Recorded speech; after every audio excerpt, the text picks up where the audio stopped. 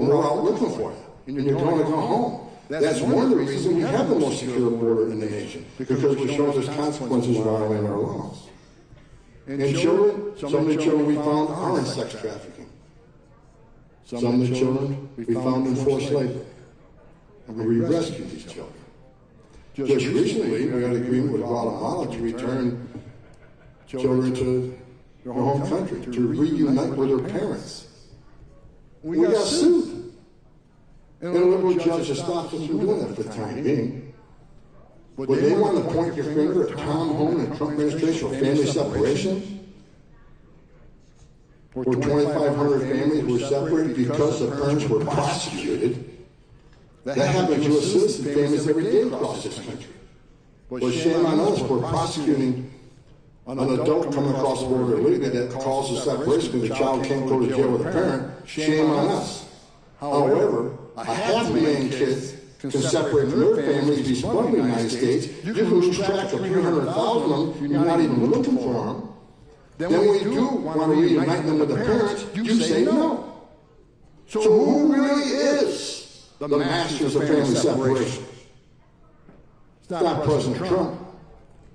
I said during one of my first interviews before the election, I was asked, how do you not separate families when you deport? We deport families together. And then the media went nuts. But we won't deport families together. We'll keep families together. That's what we want to do. And that's what we try to do right now with Guatemalan children who want to go home to their parents. The parents want their children to come home. The country wants them to come home, but some little judge says we're not going to let that happen. Disgusting. Now, I looked at the number the other day, it was like 1,400 children were released to veteran sponsors where no home study was ever done. They didn't go to the house, they didn't go to the address, make sure this was the actual address. They didn't really, God help us. Also read reports that some of these children have since passed away. This is sickening what the last administration did. I don't want to hear another word about the cruelty of the Trump administration. I'll say it again, he's saving thousands of lives, and we're rescuing children every day because of the incompetence of the Biden administration.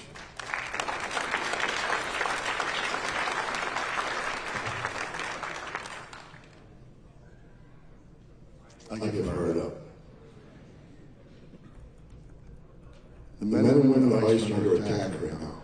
Assaults against ICE agents are up over 1,000%. I blame the rhetoric of the media by most of the members of Congress, like I just said. Members of Congress want to attack ICE for enforcing the laws they enacted. A judge just decided to shut down Alligator Alcatraz.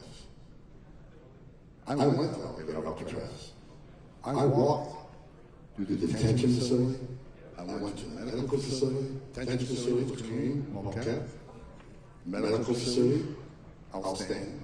I talked to the head nurse. No serious medical cases were there. However, if there was, they can treat it there. And if it got too bad, they got a helicopter on standby to take them to the nearest trauma center. I went to the cafeteria and looked at the lunch here. There's better lunch than I got one today.